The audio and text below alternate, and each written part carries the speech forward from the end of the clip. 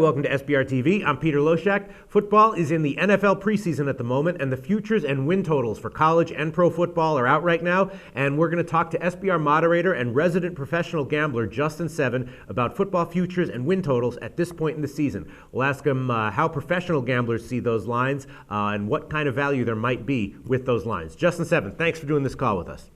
Hey, Peter. All right, so just to start out, futures and win totals at this point in the season, how sharp are those lines overall?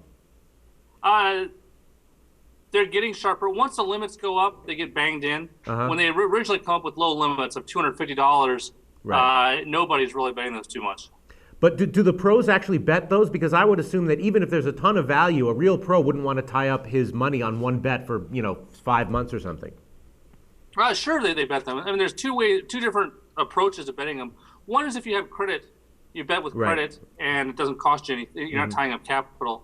The other is if you have more than a couple $100,000 and you're never tying up that much money at once, it doesn't hurt you to get 10% interest rate on 3 months, because it's not. I mean, a 5 or 10% return on your risk for 3 months is pretty reasonable.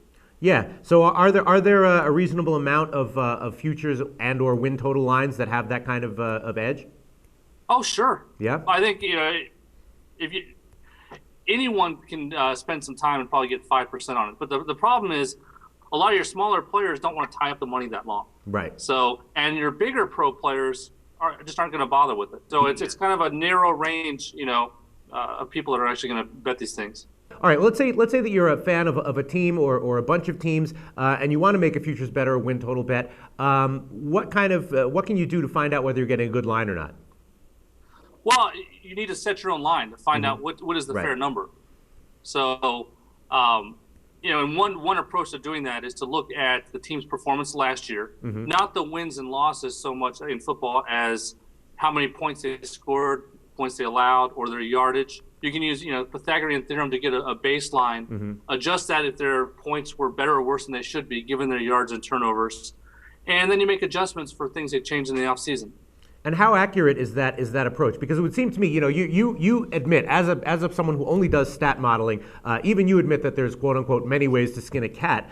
And it seems like these kinds of bets, the futures and win totals, there'd be a greater than usual opportunity to find edges based on sort of non-quantitative methods.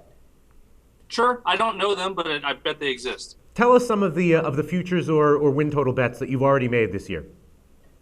I've only done college so far. I'm still waiting in the NFL for more stuff to happen in the preseason. I'm trying to pull up. Here we go. Looks like I made 18 bets on college season wins. Rattle off some of them. Iowa. I bet Iowa over 8. How about Ohio State? I like the over. Let me see if I actually bet it. I don't think I bet Ohio State, but I think I was looking at the over. I didn't bet it. Okay. Are there any big name programs that wound up being a bet on the win totals? Either over or under? Let's see. Southern Cal. This is going to look terrible. I bet over 7.5 on USC. Texas. I bet under 8.5. A&M. I bet under 8.5 for them also. Alabama. Is it bad I can't even tell you what number I bet or which way I bet it unless I look at my records? No, I mean it means that you're a true pro. That's what we take from this. I bet these, just like 3 days ago, and I don't remember a single one of them. So I bet TCU over 9. But it's just deceptive to say, just that you bet a certain thing, because the price is everything. Right. Over or under both could be the right side depending on what the price you're getting is.